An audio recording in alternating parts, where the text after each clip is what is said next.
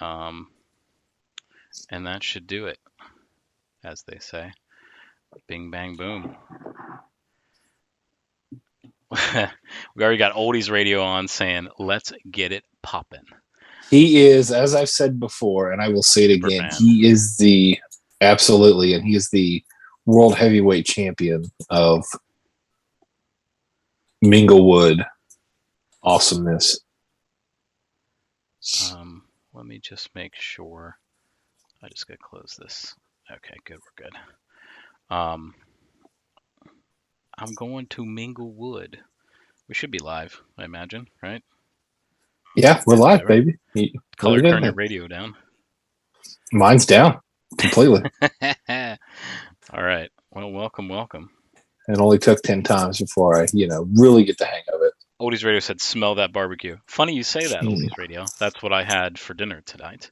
Oh, please regale us with your sauce recommendation. Was it mustard base? So I did a little bit of I got a pork shoulder that was. So is this the first time that we've talked barbecue on the Ming? happy 20th anniversary, by the way, Steve. 20th episodes. Hey, look at us! Woohoo! Yeah. So this is that he had nachos. So I got a pork shoulder. Put it in the crock pot earlier this morning. And you told me none of this. How did this not come up in our daily talks? We didn't talk at all today. I had a busy day at work. It was busy for me too. It was a busy day at work. So pork shoulder, put it in the crock pot. Right. Now let me ask you a question. When you do your pork shoulder in the crock pot, mm-hmm. do you take out the drippings or do you leave it in there? Leave it in there. You just cook it in there with the drippings. Throw it all in there, baby. Okay. I don't. Why? I don't. Why? Why is that? I don't know, man. Do you put mustard based or do you put vinegar based? So I'm getting there. So okay. I did. I'm holding my horses. Pork shoulder in the crock pot. When I cooked it for 2 hours, I took all the drippings out. Why? Okay? I took it out. I just took it out. Mark. I don't know. I don't want it to be. I don't want it to be too greasy, right? I just don't want it to be too greasy. Took all that out, put it back in, and then I cut it in half. I cut the shoulder in half at that point, and then I put some barbecue sauce over top of it. Just went with regular Sweet Baby Ray's, just a good base, good, you know what I mean? Just like I just wanted something to just put a little flavor in there, a little bit of sugar in there. I didn't really have time to put brown sugar and what have you. And then I took a Carolina dry rub, put it over top of that. Ooh. So it was like a just an orange, golden orange thing. Mouth is watering. And then I put about a half a cup I put a cup of water in there, and then I put a half a cup of apple cider vinegar. Okay. And then about 7 or 8 hours later, we had ourselves some barbecue. We had some porkies, baby. Ooh. Now, do you put it in a sandwich, or do you just have it on this? Okay. Did it on just your normal white bread buns. So do you toast the bread first? No, I don't. No, I like that. I like that real starchy, that kind of thing. So, and I did corn on the cob, which I like to do with. I'll either do that Carolina seasoning on the corn on the cob, or it's never wrong to just do Old Bay on that, which is, I know that's kind of a different thing, but it's a different flavor. Just absolutely love that. And a little bit of potato salad, and that was that. So okay. And that was so you are happy. You're a happy camper, daddy. And I went to the beer distributor, Steve. Oh, you did. Don't do that. So yeah. So cheers. Cheers, man. And I know you're probably drinking water or whatever, but yeah. Raspberry tea, and I got water over here. You got it. There you go. It's been a while. Let me get that first sip here. Oh yes, it's been a while. That first the scent coming off of there. This is like the cheap beer reminds me of Three River Stadium. The spilt liquor. I spent more money on spilt liquor than you make in your entire life. That was so great. Yeah, I watched that. That one you sent me this morning. That kind of took me down the rabbit hole of watching Ric Flair. So there I am at like 7:08 in the morning, just watching Ric Flair, scream at Tony Schiavone about, nothing dusty roads. Nothing amps me up like that. Yeah, I felt. How could you not? How could you not? I'm sure he was amped up too. Yeah. So let's talk a little bit of wrestling here. We only got a couple of clips on. I'm okay with that. We'll do that so we're not turning people away. Oldies Radio is drinking chocolate almond milk, and now it's 9 o'clock here on the East Coast. So I don't know. So what? Is Nebraska? Is it 2 hours behind? Is it Central Time? Right. So it's just an hour behind, right? So 8 o'clock. It's a little late to be drinking. It's a little late to be drinking chocolate milk, in my opinion. But you do you. Yeah, nachos for dinner, dude. What's that? Nachos and chocolate milk. What were on your nachos? I can get down with that. I can get down with that. What kind of nachos did you have, Oldies Radio? I had tacos since we're regaling about. It's Tuesday. Taco Tuesday. There you go. How did you do your tacos, Steve? Did you do chicken or beef or steak or what did you do? So I do beef, and I have my own secret blend of spices that I put on it. So the old El Paso packet, right? No. This comes straight from my noggin. It's a Frankenstein stuff of here, there, and I put it on it, and it's delicious. I over-season the heck out of it, but that's the key. You have to over-season it. That's right. Yeah. To really get don't that. overcook it too. People do that with beef. They overcook the beef and it just becomes tough. Nope. Got to make it. Just gotta Now, do you leave your grease in the pan or you take the grease out? No, the grease goes down the sink. Okay. That's that now. Can't do that. And yes, I do take the napkin and put it on the pizza first. Okay. Because that's disgusting. Yeah, that's the little puddles. You don't like the little pepperoni puddles. So what would your perfect nachos be? How would you do? So white cheese, okay. And I like to put cilantro, onions, not caramelized, just raw onions, various type of peppers, jalapenos, ghost peppers if you're with that, and habaneros, and call it a day. Call it a day. So yep. Sounds delicious. I tell you, do you have a Lowe's food by you? No, dude. They have these. They're in home or in house nacho chips are amazing. I am a fan of the. I do like the On the Border chips. Do you guys have those? Those are good. Yeah, there's an On the Border in Charlotte, right up the road. We used to have one here, and it is no longer.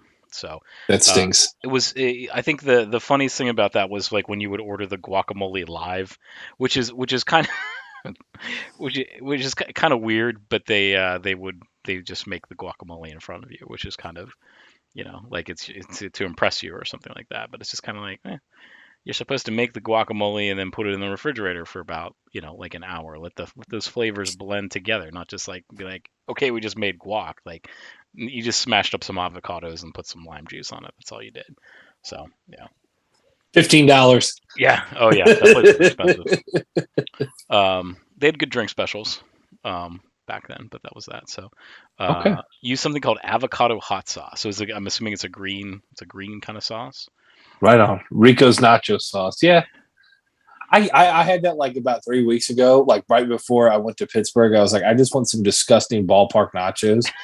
And so I bought the yellow cheese and the pickled jalapenos and I had a plate of it. I was I'm good. Yeah, my stomach hurts now. I should have just swung by the gas station and flicked the cockroaches off and then just satisfied it there rather than going and buying a whole jar of it. Yeah. But there's something anyway. There's something special about getting gas station nachos. Just special is a word. There, I mean, pouring that cheese on it and all that. So, yeah. So wrestling. Let's yeah. So I'm sorry, I'm distracted here, thinking about food. So I've been watching a little bit of this, right? We lie, we cheat, we steal. Have you watched any wrestling this week at all, Steve? I have been glued to wrestling in between my daughter watching Encanto, which is like her new thing. Okay. Like I've been watching a lot of wrestling on my phone, should I say? So yeah, a lot of old ECW stuff, a lot of like I fell out of wrestling like about like 2004, 2005. So I've kind of been going back and watching that kind of like a lot of the stuff that you're bringing up there. Like, you know, the JBL match that they had, him and Eddie Guerrero had at Judgment Day in 04. That's a great, brutal match. So yeah, I've been watching a lot of wrestling lately, like within the past couple of weeks. Yeah. I think that, I know talked about sort of, you know, who some of our a new appreciation. I think that was kind of the topic that we talked about today. I mean, for me, Eddie Guerrero, you know, I of course knew him from the WCW days in the cruiserweight division, and then it just was like he just sort of passed away, right? Like it was because he died. I want to say like in 2005, 2006. Like wasn't that like yeah, like somewhere in there, because that was a big, like, you know, that was part of Chris Benoit's downward spiral rather. Yeah. Is when Eddie died, because those two were super best friends. So they have the final match of his, which was November 11th of 2005, and then this came out in 2008.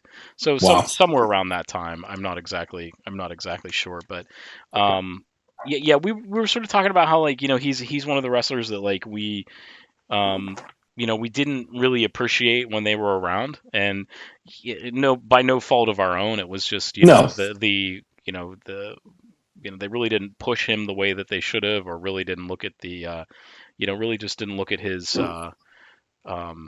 his talent as what it was. You know, he was basically that first half an hour, the first hour filler of Monday Nitro, right?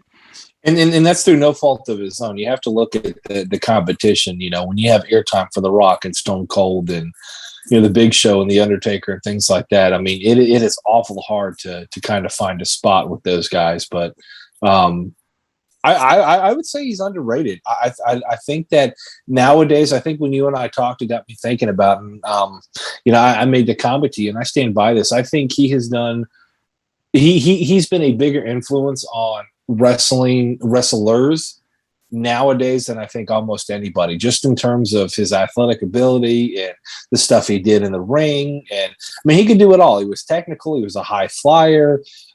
He could really put on a good match with just about everybody and always look like $1 million. Yeah. And, you know, I just, I want to just kind of go down. I know I told you a couple of these, but, so there's two matches on here. So you got the Hardcore TV Champion with ECW, Okay. Too Cold Scorpion. That's April 8th of 95, and then April 15th, so like a week later, ECW World Television Championship match. That was him versus Dean Malenko, which Dean Malenko was always, I mean, I always liked him when again, he was, he was the face, right? So he was the guy that everybody wanted to sort of get behind. And Eddie Guerrero was a heel. So you just sort of had that natural, like, which he did his best work as a heel too. He was such a good heel. Yeah. He was such a good heel. You know, you kind of had that I don't know, that variation and it was the mullet. He had an incredible mullet. I think that helped a lot. Well, that, and then you have Dean Malenko, who's, you know, straight and narrow and clean shaven and all that, and Eddie's a little bit more rock and roll. And I thought that kind of, that the two of them could play well off of each other. Yeah. So a couple other ones you have here. You have in '96. This is August 10th, '96. This is Hog Wild and Sturgis. You remember how they just talked about that all the time? Which I found out through this that was through Tony Schiavone's podcast that he does. Hog Wild was free because it was just basically out in the middle of a parking lot. There were no tickets, and it was just like, hey, you know, you're a biker, come and do that. So really, they ate. You know, I mean, they pretty much ate all the costs for that. Can you imagine that? Could you imagine, like, at this point now where you'd have somebody like, you know, the WWE saying, you know, we're just going to go out there and we're going to give free tickets, and that's going to be that. Like, well, it isn't TNA, and I don't hold me to this, and I'm just going to say allegedly in case they happen to be finding this, they happen to find this video, but isn't TNA, or I guess what it is now is Impact, weren't they giving out tickets to people just to put butts in seats? And I'm sure. I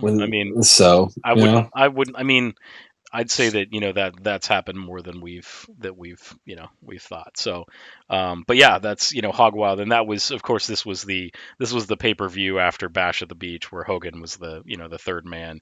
And Tony Schiavone talks about sort of how, like, at that point, like, they started making it like be okay to throw things at wrestlers, and they were saying like that, like, people were getting pelted with like gravel from the parking lot and stuff, and like batteries and ice and things like that. And then the laser pointers came in. I was watching when Rick Rude joined, not joined, but you remember when he was like started DX, so to speak? Right. Yeah. When he was like there for like 2 weeks, and then that was it. He was like the entire. Yeah, and like the entire time we was cutting a promo, there's a guy with like a laser pointer, like, and I was like, that just instantly brought me back to like 1997, 1998. Yeah. You know what I mean? Like when laser pointers were just everywhere. Right. That was it. And I would say that to me, that was sort of like when that was sort of when I kind of stopped watching. Like I remember Kane coming out, and it would just be like he's just covered with the laser pointer things on it.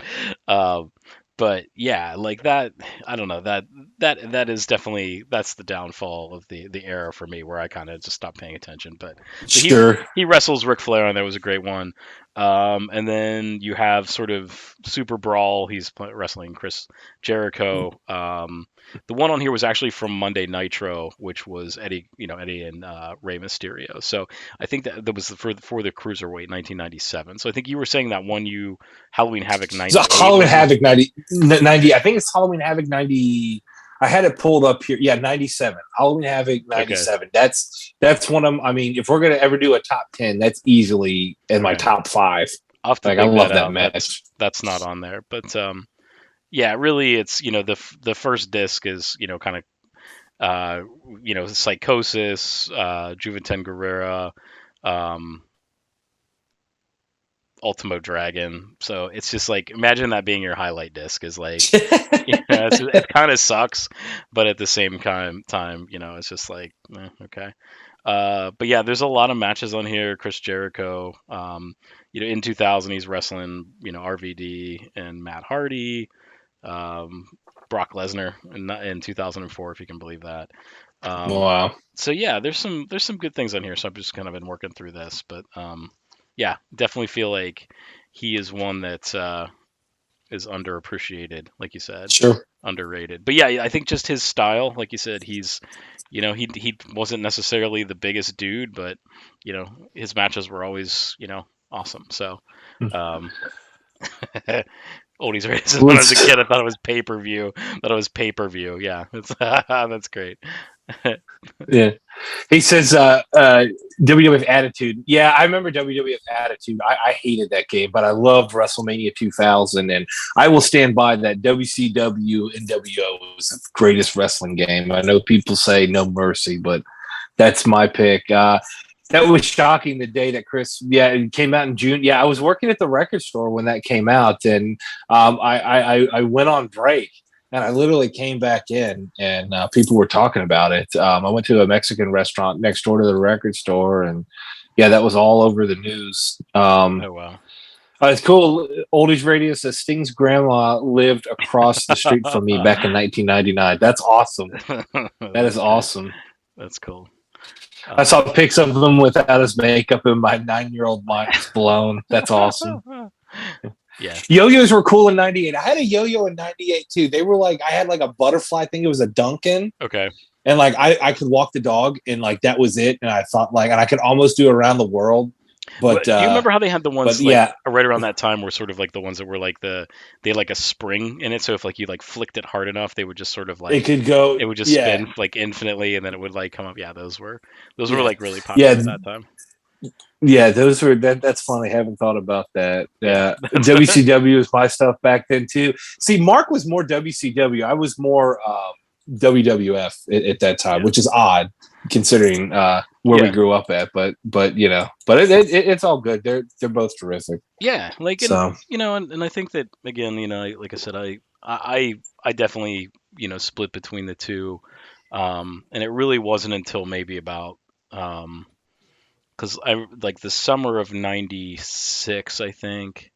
Or maybe it was the summer of '97. That was like when the Mankind interviews were, and I remember there was a kid that was in this summer gym class that I took, and he was like a big WWF guy, and I had friends that we like WCW, but we tried to like, hey, you watch that? No, I don't watch. You know what I mean? And we knew some of the stuff that was going on and things like that. I think it was '96, summer of '96 or summer of '97.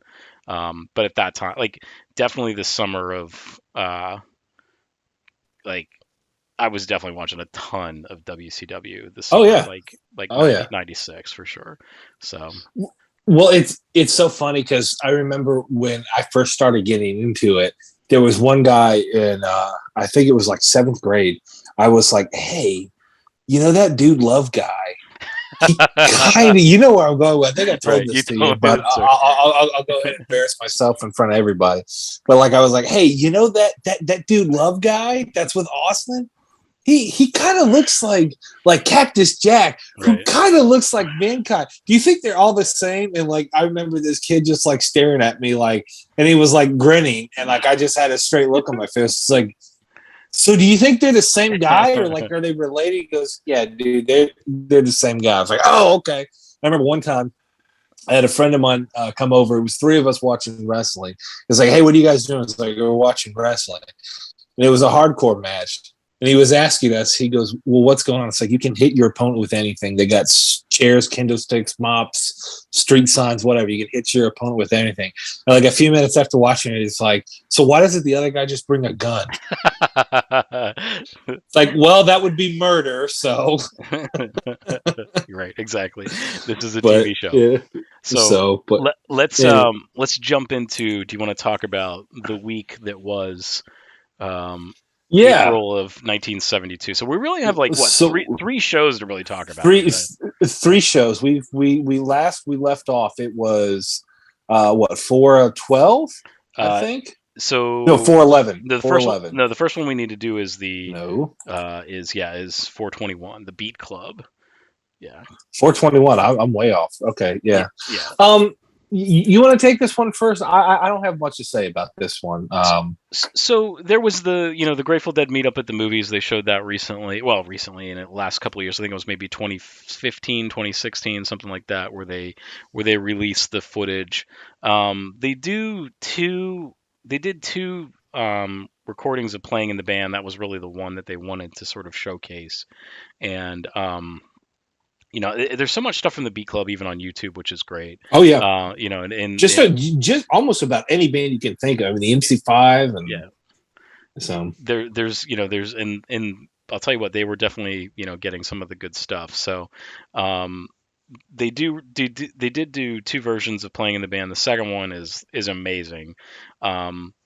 So when they released it on as the CD and the actual box set, it didn't have all of the takes and everything like that, but the show did. So like that little meetup at the movies had that, and I think it was on archive for a while.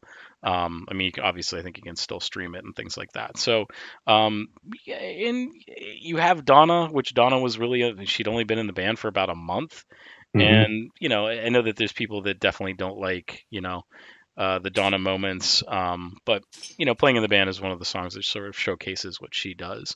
But yeah, that was a pretty hot, and again, it's a tight set because really they're not really, they're only doing a handful of songs. They weren't doing, their full, 2.5, 3 hour set. So, yeah, that's really all my thoughts on the Beat Club.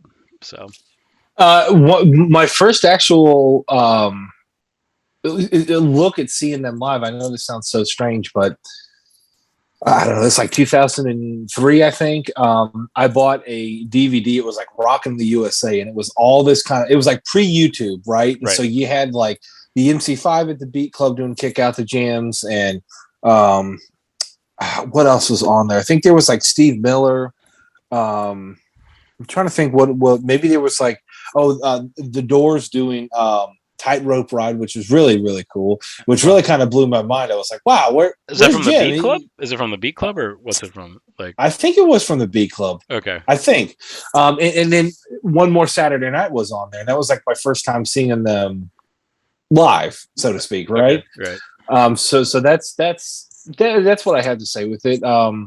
Yeah, I mean, it's just, yeah, it's hard for me even to count this as a show, you know? Yeah, I mean, it is sort of a kind of an anomaly in the Europe '72 thing. I will say that, I think that at this point, I feel like they are sort of like they're hitting their stride, right? So I think these next couple of shows, I feel like they're starting to get really, tight where they're like those first couple of shows, as the ones that they do in the UK, you can tell that they're sort of kind of shaking out those butterflies and things like that. But now it's like they got the like, okay, we're playing a show every 2 days, every 3 days, every other day, things like that. So I don't know necessarily if they're playing anything really back to back yet.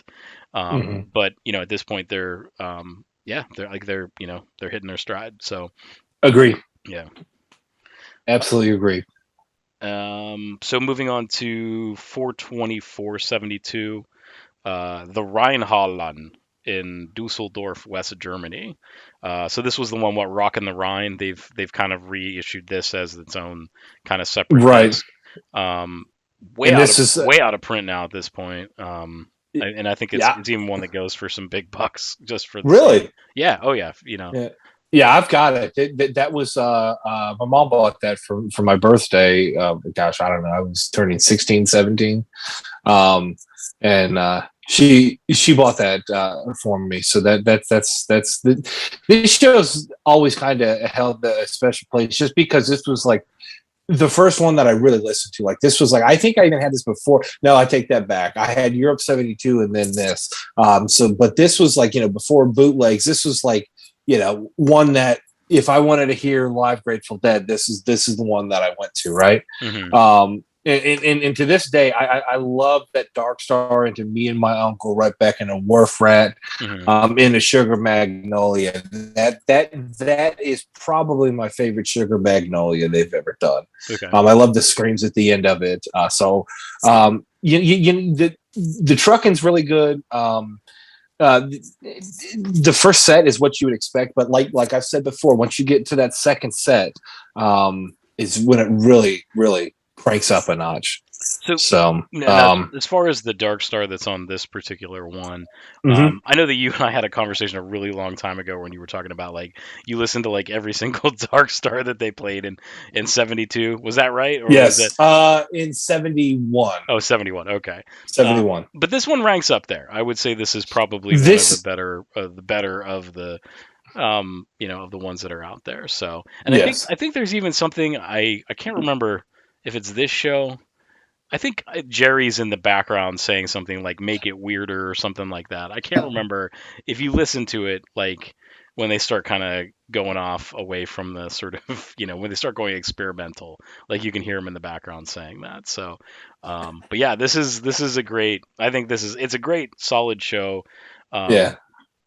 Pretty much every tune is good on there. There's a great China Rider on this one.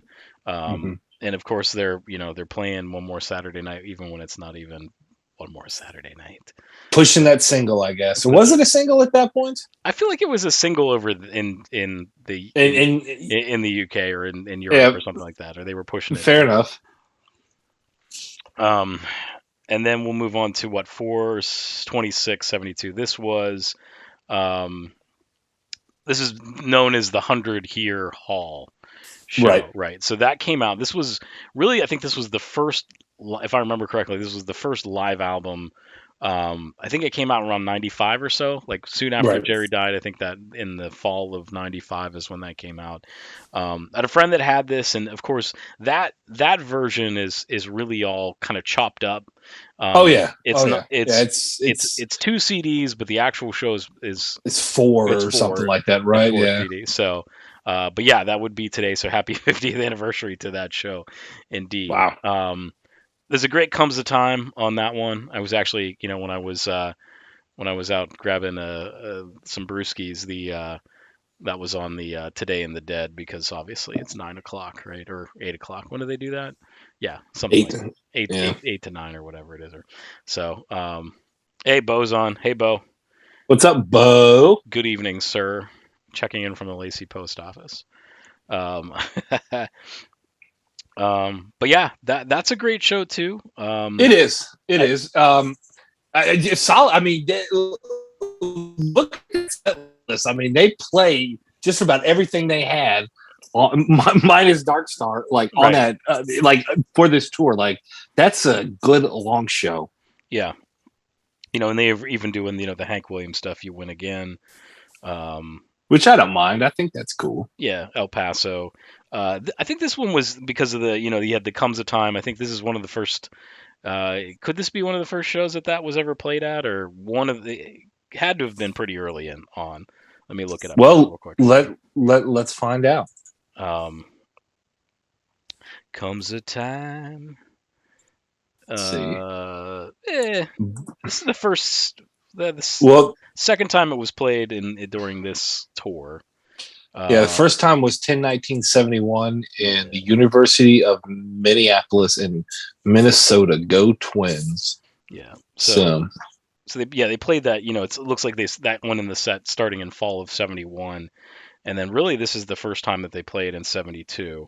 Well, and then look at this. Like they played it in St. Louis in October of '72, and then nothing until '76. Yep. You got it. We must be looking at the same thing. We probably are.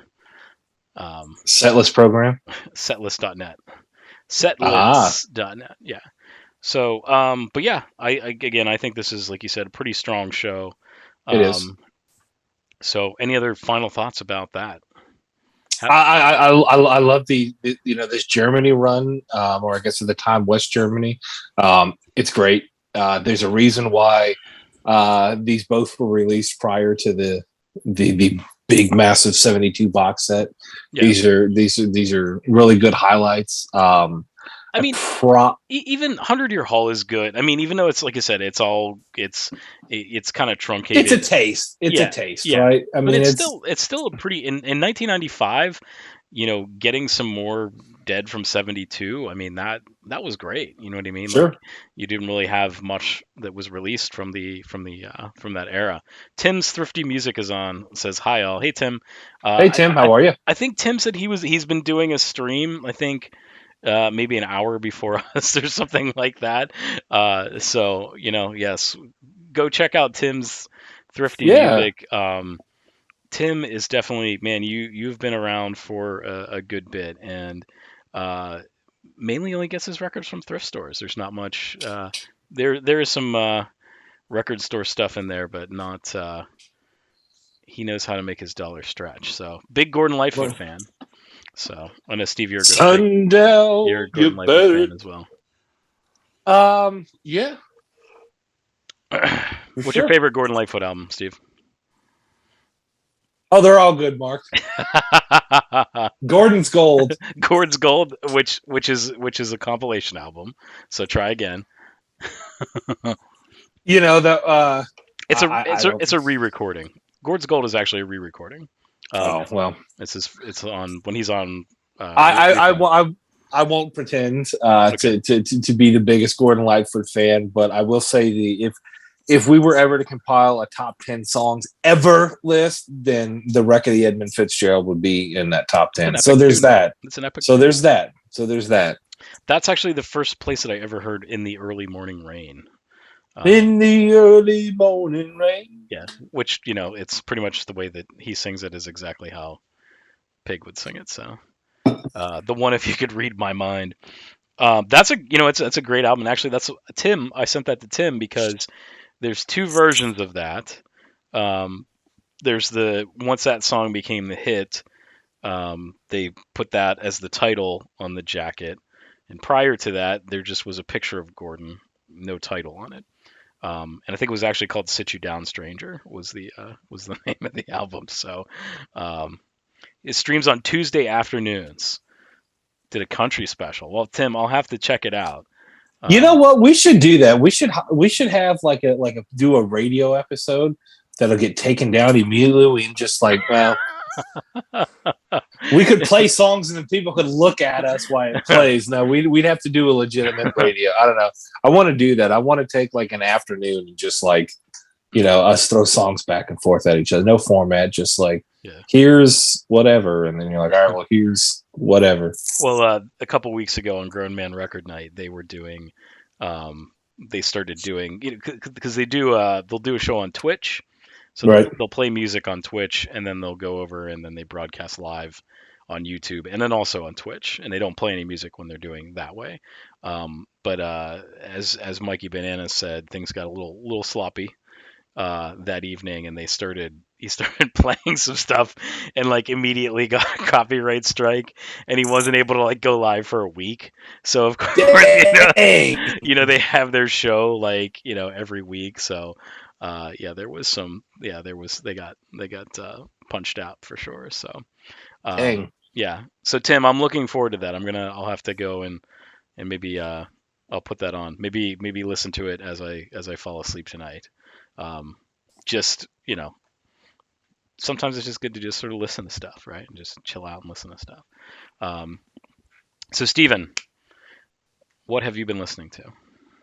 So. I've got 4 things to show, and I'm willing to bet that a couple of these are not in your collection. They might be. I'm going to start it off with this one. Iron Maiden, Peace of Mind. Mark, you a fan? Hold on one second. Oldies Radio says he has a weird copy of Glad All Over with the band standing around with no instruments. Isn't that what the Dave Clark 5? Wasn't that what it looks like? I think aren't the guys playing? I'll have to look it up and see if that's maybe like an alternate cover or something like that. So Iron Maiden, you guys need to do a show about album covers that were pulled and changed. I don't really know how many that I have. Mamas and the Papas with the toilets. There's that one. Do you have an original copy of that? Have you ever seen an original copy of that? I have not, no. Neither have I. The Butcher cover, of course. I know your story with that one. Yeah, I speak, but people think I'm making that. Should I regale everybody with that story? No. Well, let's not make a downer. Let's talk about Iron Maiden Peace of Mind. Steve, I am very familiar with Iron Maiden Peace of Mind. Okay, please. I Peace of Mind. I actually purchased on vinyl at a Half Price Books years ago. Probably got it for about $4.99, $3.99, something like that. I traded it. Not sure what I traded it for. I know that the copies of that go for some big time cash, but it's a great album. Peace of Mind, the Troopers on there. Read me some of the titles because I haven't listened to that in a long time. So it starts off with a couple of my favorites by them. So it's got Where Eagles Dare. Okay. Revelations, which I love that song. Fly to the Icarus, Die with Your Boots On, which when I saw them live, with your boots on, yep, it blew my mind. I was so happy they pulled that out. The Trooper, which is probably their best known song. Still Alive, Quest for Fire, which is amazing. Sun and Steel. You talk about like back catalog songs. Sun and Steel is fantastic. It's on an episode of Jackass, if you believe it. It's one way they were skateboarding downstairs. I know that kind of limits it, right? And closes with To Tame the Land. But yeah, I love this record. Maybe my favorite Iron Maiden. I kind of go back and forth between this and a couple other ones. I don't feel like there's a bad tune on that. There's not. It's all great. It's all wonderful. It's all good. And we've talked about this before. Is it the first 5 or 6? Power Slave, Live After Death.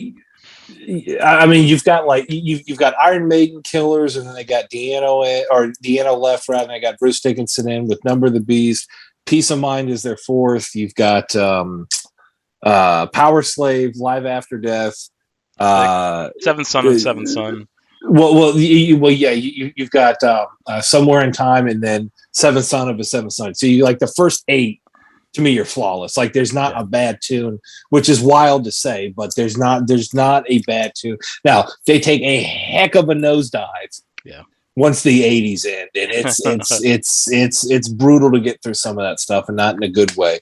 But those first 8, which sounds like a pretty darn good career. Yeah, I mean, and that's all like within a span of really like 8 years, yeah, 80 to 87. Yeah. Oh, is that what it is? 80 or 88. Yeah. So yeah, that's pretty wild. Did I surprise you? Did you? I'm pleasantly surprised. Oh, that's great. Pleasantly surprised. So right on, Mark. Eric Burdon declares war. There you go. You familiar with this record? I am familiar with that. Right? Love this record. On Kirk. Yep, it's a great record. This and that live one they did without him. The ones I frequent, but Tobacco Road, and then of course the big hit, Spill the Wine.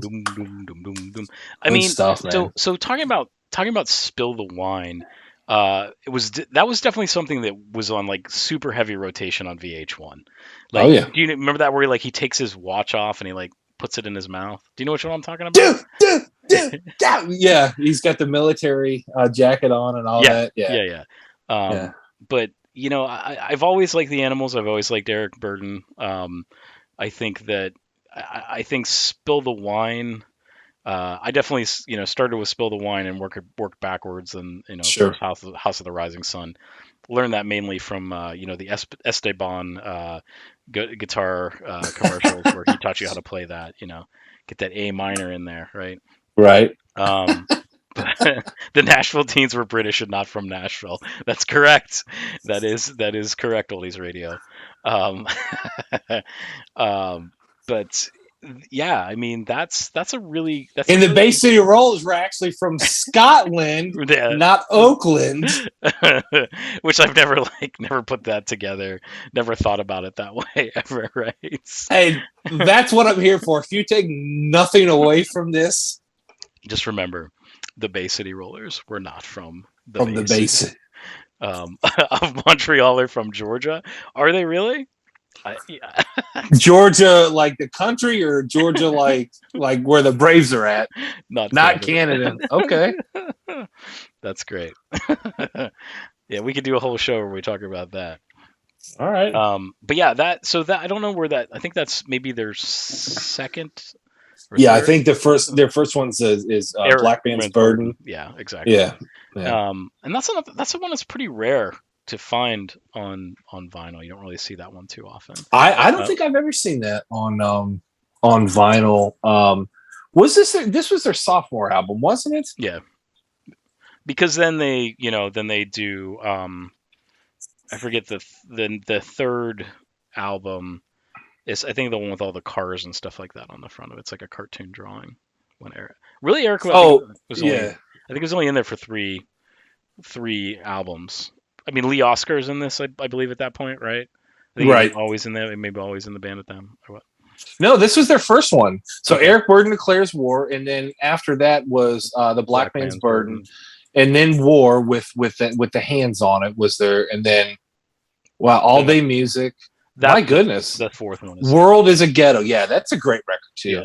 So, I mean, another band that I think that again Spill the Wine's a huge hit. I have that on a 45. I'll grab that for the next show to show you what it looks like. Nice. Have you ever seen it before? No. It just basically says Eric Burdon and War, and then it's like there's it's just like a red splatter, like it's like somebody spilled. Oh, cool. Spilled the wine. But I don't remember where I was going with that. Completely lost the train of thought. Out the window. All right. Just burning up those brain cells with the cream ale. Started drinking early, man. All right. Couple other ones, and then that's it for me. This is one of the best, greatest hits ever. The Buzzcocks, Singles Going Steady. Are you familiar with the Buzzcocks? So I know them from a song that's on a punk compilation I have that's from like the late 90s. Okay. I know that they were British. They sort of kind of fit in that, like, they weren't like the first wave, like the 77 wave, but they were like the 79, 80 wave, right? Am I right? They had stuff that this came out in 79, but they were part of that kind of like the Damned and things like that. Right. So right at 77. They were kind of like not that first wave, but like right at the start of that second wave. Okay. So like I always think of that as sort of like the Blondie sort of that kind of Elvis Costello sort of period or whatever, where they weren't like they weren't the Sex Pistols or the Ramones, but they were sort of like a little bit a little more well-to-do than those bands. Well, they were, and I think the songwriting really, really shows and reflects too.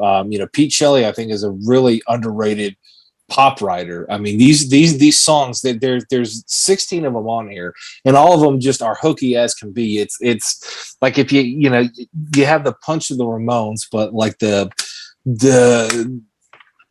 I don't know what you would the melody of kind of like Monkey songs, if that makes any sense, like a Boy's Heart kind of a thing going on, but with like a punchier guitar. Well, if that makes any sense. I think there's sort of an interesting, I think, kind of parallel with Cherry Red has another compilation coming out. It's on Grapefruit, and it's called the first one they had, it was called Bubble Rock, and they're doing a second one that's like a follow up of that, and that was really like that early period in like the early 70s where these bands were not necessarily like, they weren't like big name bands, but they were trying to do pop hits. And I feel like I feel like the Buzzcocks kind of like fit in there, where they weren't really like your traditional punks, you know what I mean? No. They weren't like, but they were looking at sort of like you said, like writing pop sensibilities, you know what I mean? Where they were sort of like looking, like almost really power pop. You took the words out of my mouth. It's probably got more in common with power pop than it does anything else. It's kind of like Joe Jackson. Joe Jackson kind of gets lumped in that. I think Joe Jackson's more power pop than he is new wave or punk, Mm-hmm. And I think the Buzzcocks are right in there too. I think they're absolutely more power pop than they are anything else. I think they've got more in common with like a Big Star than they do the Sex Pistols. And that was exactly what I was going to say, where, Big Star was one of those bands that sort of bridges that early, the early pop to, that mid period.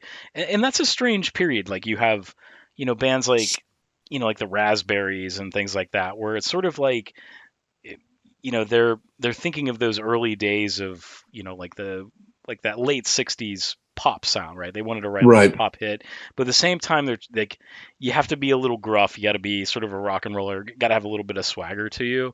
So I think that they're one of those bands that sort of like they bridge the gap. And do you like the Raspberries? Are you a fan, or love the Raspberries? Okay. Absolutely. So I've Big Star I think is up here. They're a little bit, they're a lower tier. Big Star's up here, and the majority of other bands ever like right here.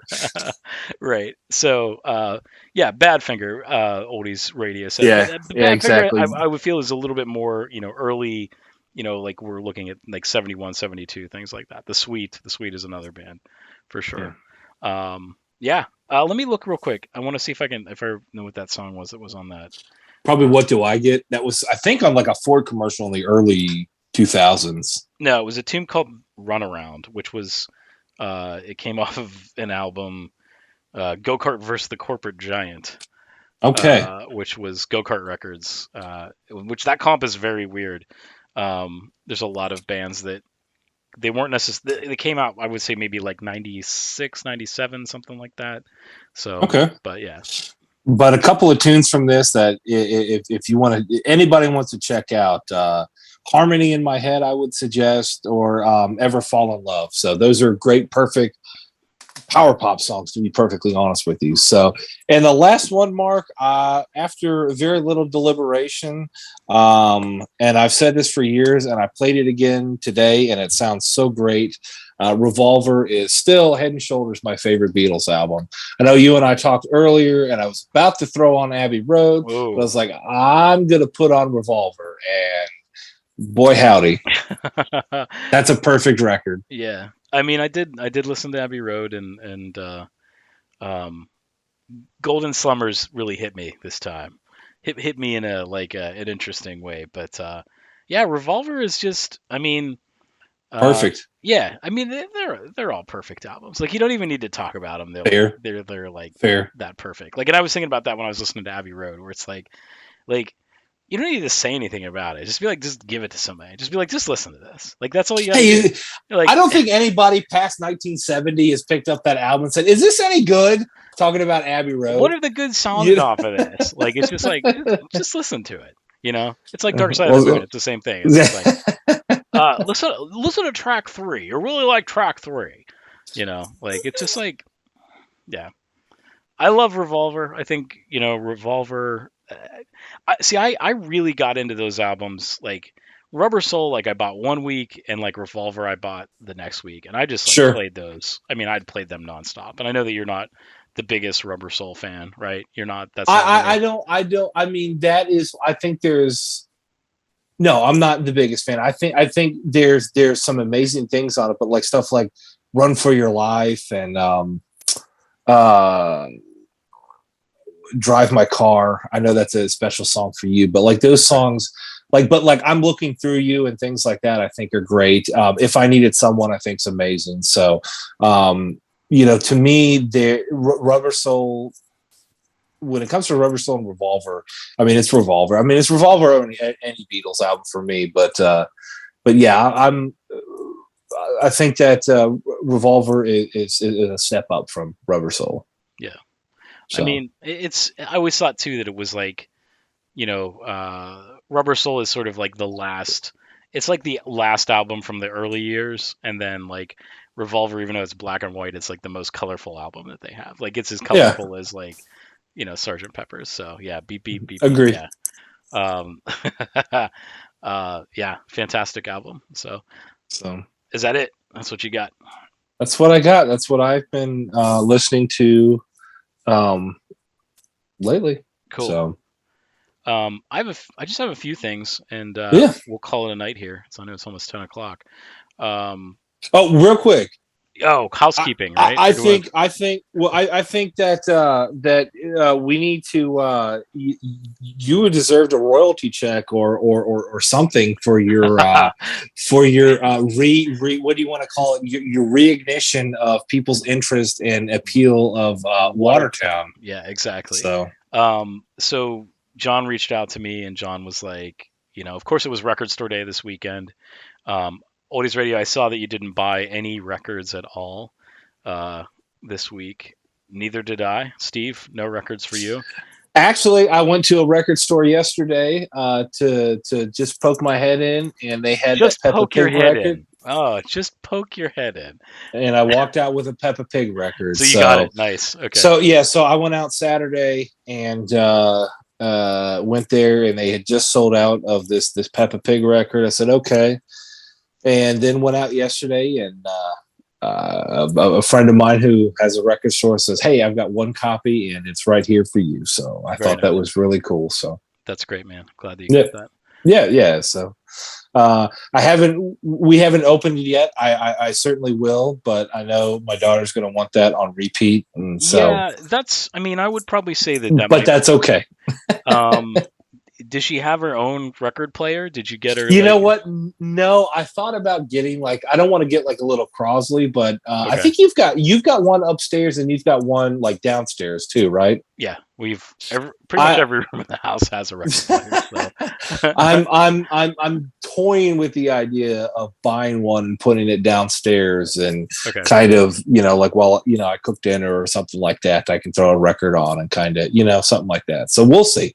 We'll see. I haven't ruled that out yet, but we'll see. John just signed on and said you're still on. Good, John. We were just talking about how awesome you are. You just like really like broke up when you go. That was great. Yeah, you're good. You're good. Yeah, John. We were talking about Record Store Day, and we were talking about. In true VC fashion, when you talk about an album and you project it out there and people actually take interest in it. And John, I'd love to hear your thoughts on Watertown. Have you listened to it maybe more than once? Like I said, I was listening to it about 3 times a day 2 weeks ago. Good God. Dude, I was just see, you can do that. I can't do that with albums. Like I can listen to like a record like once every day, but like the same albums. Like you take Revolver. I can listen to that Monday, Tuesday, Wednesday. But dude, I can't listen to it like okay, I listen to it at 9:00 and then at 10:05 I put it back. Dude, I can't do that. I can listen to it back to back. I can listen to it. Really? I can play it and then I like I told you, man, hyperfixation when I get on something, it's just like that's all that I'm focused on. Right on. Okay. And I mean, I could even, maybe I'm gonna listen to Tim's Thrifty music. I'm gonna listen to his live stream, but I could play that tonight, no problem. Yeah. So, okay. So John is saying I listened to side A so far. To be honest, it's moody in the best possible way. I can see it getting under my skin with repeated listens. Was that a Frank Sinatra reference? That he's going to get it under his skin? I got you under my skin. Those are the jokes that you're supposed to be doing. I'm off it, man. I'm off it tonight. Oh, he's been on a Sabbath kick. John, all right, John, what is your favorite Sabbath song of like that early period? And why is it Cosmonaut, right? Why is it Into the Void? Dude, that's the greatest guitar riff ever. Right when they kick it. Dun, dun, dun, dun, dun, dun, dun, that's the best guitar riff ever. That is Oldies Radio, Tim's Thrifty Music. If you guys are Sabbath fans, throw your favorite Sabbath song in there. Ooh, that's a close second for me. And then the trifecta, Wheels of Confusion. Yeah, those are my top three. Into the Void, Planet Caravan, Wheels of Confusion. So, yeah, dude, those are absolutely. I mean, Mark. Sometimes it's hard to.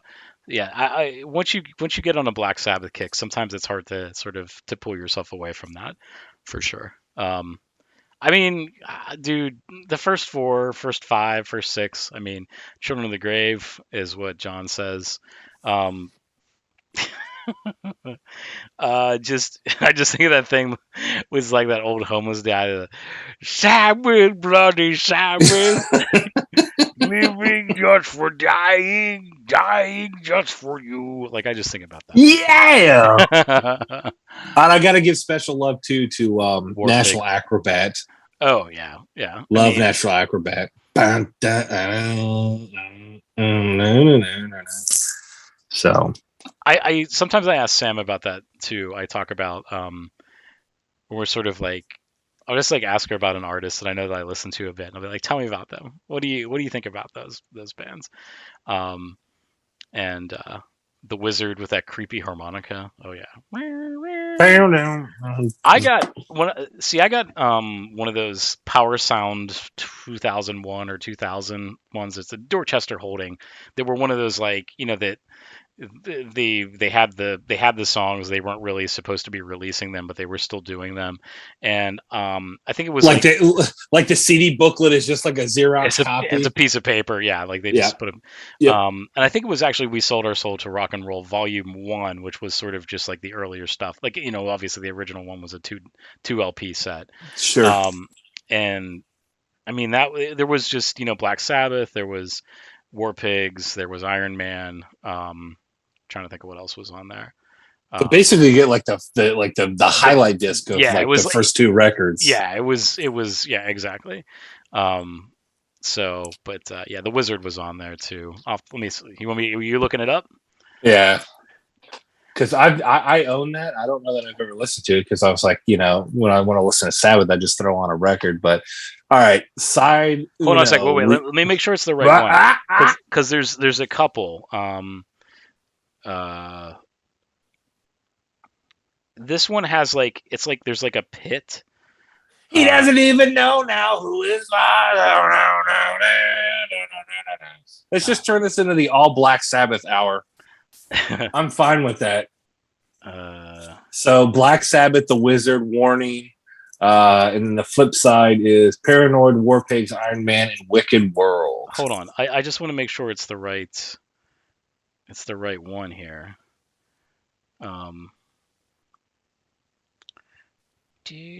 Okay, this is it here.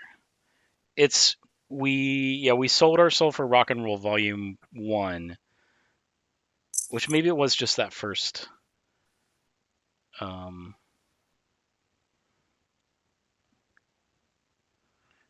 This when I got that, I also got Lou Reed's. It was actually just called, like, they had a copy of Transformer, and then they had a cassette tape that was Lou Reed's 6-pack, and it was just 6 songs off of Transformer, which was really weird. But I listened to that cassette tape all the time. Okay, yeah, here it is. Power Sound 2001. We sold our soul for rock and roll. This one? Maybe it was volume. Let me just see what the old Discog says here.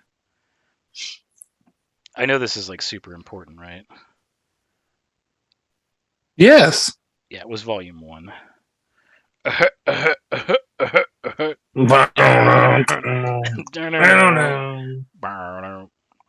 Okay, yeah, this is what it was. It was Black Sabbath, The Wizard, Warning, Paranoid, War Pigs, Iron Man, and Wicked World. Did you just say that? Did you just say that or no? Yes. Okay. Again, so we can all sleep well tonight knowing that was what it was. That the warning was indeed off of Mark's disc. One of, and you can get it on Discogs for $1. Yep, that's it. That's the one. Those were the days, my friend.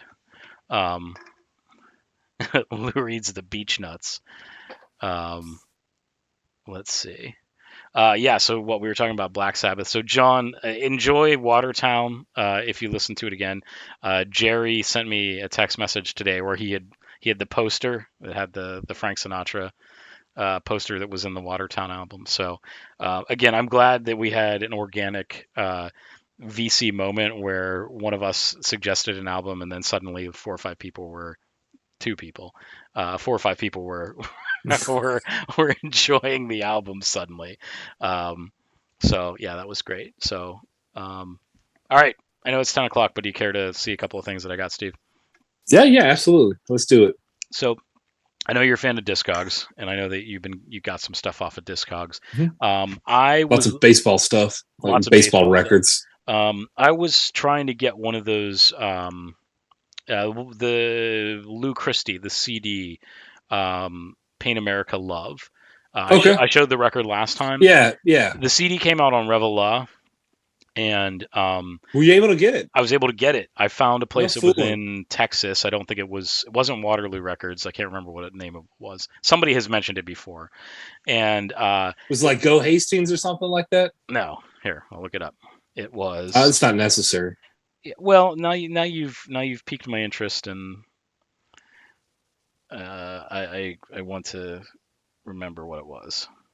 I want to know.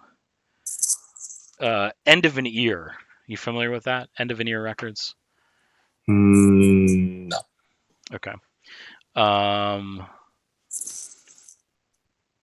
Discogs is better than RYM, no cap. What is RY? I know what no cap means. But what does no cap means? Like when you don't shoot somebody? No, it's like no fooling, is what the kids say these days. Oh, I'm on hip. Look, I just use hip, so you know that I'm. So anyhow, so they had a copy of it, and it was like $20, but I couldn't find. It's out of print. I mean, they did it back in the middle 2008, something like Rate Your Music. Okay, yeah, I barely use Rate Your Music at all. So I got that, and then it was like the thing you should always do with Discogs is anytime that you ever order anything off of there, you should always look at the seller's other items, because it's like you can always get like another record for like 50 cents, right? Like, and you're already paying shipping. You're already paying the whatever they're charging for you. Just it's going to be another 50 cents for another record. So they had this was like $10. So it's Broadside, the best of Broadside, 1962 to 1988. Is that a book? It is this box set from Smithsonian Folkways. Oh, okay. This is an amazing box set. I had no idea it was even out. Do you know what Broadside Magazine is? Do you have any? Okay. So like Broadside was like It was sort of like the Rolling Stone of its day, but it was all about folk music. So like when Okay. Dylan, came about. So look at this thing, man. Pete Seeger's in here. Oh There's wow. Bob Dylan right there. So it's six CDs. It's six CDs, and it was like Very cool. $10 or $11 for it. So 10 or $11? yeah, I think it was $11. Let me look. Dude, that's a steal. I'm sure you got super duper pumped when you saw that. Well, it was funny because then they just shipped it in like a record box, and it was like the shipping on it was like whatever. So it really took the sting off of the $20 one CD I got, and then I got this for like $2 a CD. So I just started listening through this. This is pretty cool. But they had a magazine. It was like a monthly trade magazine, and they would put like I think they put with flexi discs sometimes in it. Mm-hmm. And then they also released some stuff on Folkways record as well too, like just the Broadside stuff. So there's like Phil Oakes, Pete Seeger. Again, it's all sort of, man, I sort of, we live in crazy times right now, but To say the least. but it's interesting to like listen to like a song about unionizing back in like 1962, right? Like it's Sure. I find that interesting, and I find that intriguing. So Yeah. yes, yeah, the Journeyman with John Phillips, and who else was in that band? There was Scott McKenzie was in that band too. He was in the Journeyman before he started singing, "If you're going to San Francisco." Scott Steiner was in there for a little while too, Yeah, but so was Rick you know, Steiner. but they decided to do their own thing. They were doing the Steiner recliner, and Pete was the like, Frankensteiner. and John, yeah, and John Phelps was like, yeah, that's enough. That joke's dumb. Yeah, um, so that Broadside one, and then just real quick, I'll kind of hit these rapid fire, just stuff that I've been listening to, kind of pulling out stuff that I've owned, but I really haven't listened to that much. This is the Soft Machine live at the Paradiso, which was in Amsterdam. Okay. And this is 1969. I almost grabbed thirds Oh, and okay. showed it tonight. Almost though. That's cool. Okay. Um, this is really good. I enjoy this. I know That's the when, quality. yeah, it's a pretty quality, like pretty serious thing. It's mono, but Okay. but yeah, it's probably a soundboard if I had to guess. Right on. It Cool. doesn't sound like it's not like the coat pocket or the person Yeah. holding the thing, Sure. whatever. So when Bo came and visited a couple of years ago, we were listening to this. So it's on colored vinyl, came out on the Real Gone label. But this is like it's an official bootleg, like it's officially released by the band, or like they've officially blessed. Oh But wow, look at that. it's like cotton candy. Yeah. So yeah, it's good. And this is pretty much they played a lot of the songs that ended up on Soft Machine Volume 2, Mm-hmm. and yeah, that was that. So that came out about 6 months after this was recorded. So Very, very cool. what are your thoughts on? Are you a fan of Soft Machine? You I like? am. I Okay, am. The first.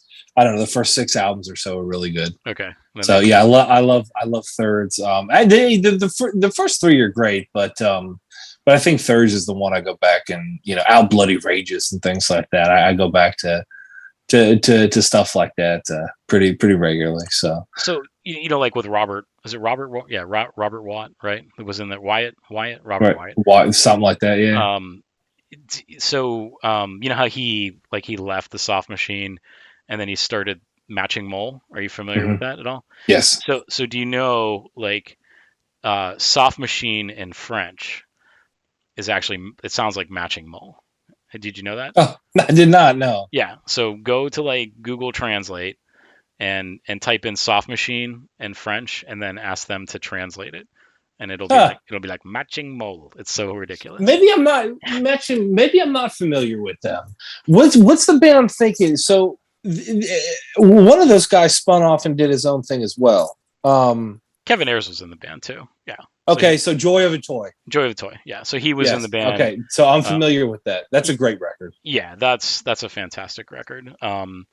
So yeah, I mean, again, they're one of those bands that like have um, like they're out there, but I think it's really hard to sort of pinpoint like they're a little too jazzy, I think, for some folks. First off, well, yeah, that's especially that when you was their start getting into downfall. like the third one on. I mean, 3, 4, and 5. I mean, those are just straight jazz records. Yeah, I think that You know, but really with like if you start kind of listening to Matching Mole, it's like that initial like direction is there, right? It's sort of okay, I mean, and I think that I feel like they were contemporaries of King Crimson, like especially that like maybe that first record, right? Like in the corner of sure, Crimson King.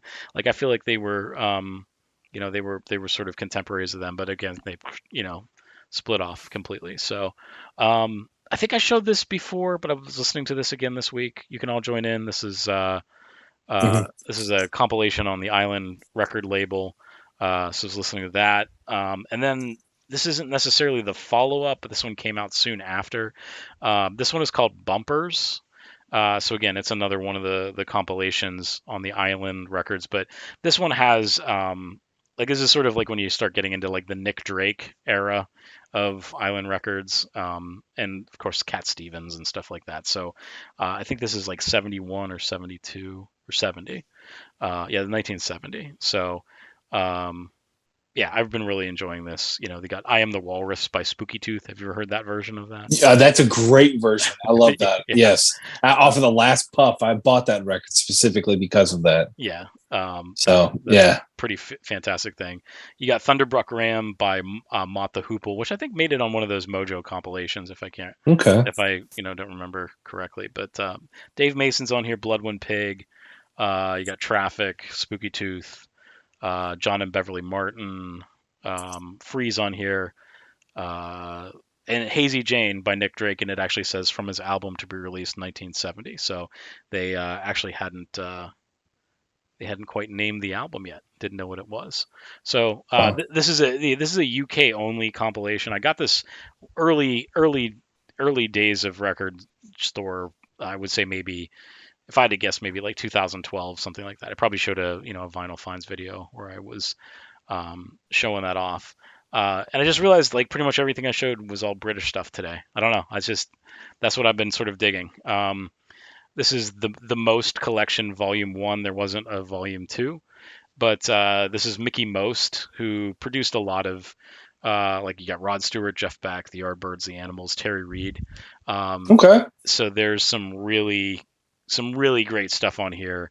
Rod Stewart, Jailhouse Rock, All Shook Up. So again, the sort of Jeff Beck kind of thing. Jeff Beck, you have Hi Ho Silver Lining, Beck's Bolero. So again, this is off of the Truth album. Yardbirds, 10 Little Indians, Little Games off of the Little Games album. And then Terry Reid, you got Friends and Super Lungs. Do you like Terry Reid? Are you a fan of Terry Reid? I have heard one of his albums and I liked it. Okay. It's one where he's kind of like playing guitar and looking down. Yeah, that's the one that Super Lungs is on. So I like that record, but I didn't like it enough to kind of like poke around and see what else is out there. Well, really, there's only two. There's that one, and then there's another one that's called Bang Bang. Okay. Bang Bang Your Terry Reid, I think is actually what it's called. But it has, Bang Bang, Bang Bang, My Baby Shot Me Down. Cher did that, and I forget who else did it. But his later albums they're okay. I mean, it's sort of a different kind of thing. And then of course that Jimmy Page wanted him to sing instead of Robert Plant. Did you know that? Mm-hmm. Yeah, I did. So that's kind of the thing. But yeah, so there's also CCS on here who they do A Whole Lot of Love from 1970. Wow. Okay. Yeah, and Tap Turns on the Water, which I think was some sort of a theme song to some British show or whatever. But been enjoying the British version of Three's Company. Yeah, something like that. And then lastly, I don't think I showed this last week, but this is the Tadpoles, the Bonzo Dog Doodah band. Did I show this last week? Okay. So this was, as you can see, it's an audition copy. So Kevin, Dr. Strangely Strange, is a big fan of this band, and I sent him a compilation that was sort of what these guys would do is they would go to like flea markets. They call them car boot sales in the UK, and they would find these 78s that were all these like very strange foxtrots and sort of like novelty songs and things like that. And then they would record them, and people would be like, "Oh my goodness, that's so like you can't do that. You can't play those songs." And it was like they were like, "Oh well, it's a cover song, like it's not whatever." But you've seen the Magical Mystery Tour, right? Yeah. Oh yeah. Okay, so the band that plays Death Cab for Cutie, that's the Bonzo in the strip club. Okay. That's the Bonzo Dog Doodah band. So we were messaging each other, and I was like, "Oh man, I saw a copy of Tadpoles," and I was like, "I didn't buy it." And I'm like, "If it's there, I'm gonna go get it." And sure enough, it's still there, and nobody gives a crap about the Bonzo Dog Doodah band in the United States. So, and of course, Neil Innes went on and did he did the Ruddles, right? So he was in that little thing. So $5. $5 for that, you got it. So did you? Okay, I just was throwing that out there. That's how much it was. So awesome. And there was it doesn't have the original inner sleeve, but like it does this weird thing with their eyeballs and stuff like that. So, but it's not in there. Unfortunately, I don't have that, but that's that. That's all I got. So that's right on. That's Tuesday. Oldies Radio, I want this one. Yeah, there's, they only have a couple. They only have maybe about 4 or 5 albums. £5. But yeah, I feel like they're all essential. Guerrilla's a tough one to find too. There's some Guerrilla's a really fun album. Do you know much about that band at all, Steve, or no? I know very little. Okay. I know that John Bonham was a big fan of them. Speaking of, we were just talking about Robert Plant. Yeah. I see the one with, I think it's blue with like a rainbow on it or whatnot. I see that one not regularly, but I see it often enough. But no, I'm trying to think of which one that one is. I could pull it up, I'm sure. There's one that has like the actual little Bonzo dog on one, and then there's I think I know which one you're talking about. It's almost like a cartoon on the cover. Something like that. But I've listened to a little bit of it, not enough to perk my curiosity to explore more. I would say that they are as close as you could possibly get to a British Mothers of Invention. They're as close as you can get. Really? As close as you could possibly get. Yeah. Maybe it was like a best of that I saw. There's one that's like the history of the Bonzos. I think that one's a pretty popular one as well too. Yeah, I can't really. No. Yeah, I can't find it, but okay. I mean, so the only thing, and I will put this with an asterisk for those that don't know who the Bonzo Dog band is. You don't get the Frank Zappa freakouts. You don't get like the guitar pyrotechnics of Frank Zappa. Okay, but you get the weirdness. You get like you get sort of like the uneasy, is this a joke or is this not a joke sort of part of Frank Zappa. Okay. And that would be how I would describe them. That sounds right down my alley. But they tried to have some pop hits, and I think they really had. There's a song called "The Urban Spaceman." I'm the Urban Spaceman. That one was pretty popular. I'd say that was probably their biggest hit. But they're just weird. There's one that they're, how like, what's really, I don't know, just like a thing that people do. They'll do like when they're introducing the band, they'll be like, "Oh, here's blah blah blah," and they're playing guitar, and then the guitar player is like, and here's blah blah blah on the bass, and on the drums. They do that, and there's a song that they have, and I'll send you a link for that, and it's about a 2.5 minute song, and it just goes on forever. And it's like all these different stupid stuff, like on kazoo, like, and here's blah blah blah on this, and here's da la la on this, and it's funny, and it's just like you're kind of like, when's it gonna stop? But it just keeps continuing going, even if it's like 2 minutes long.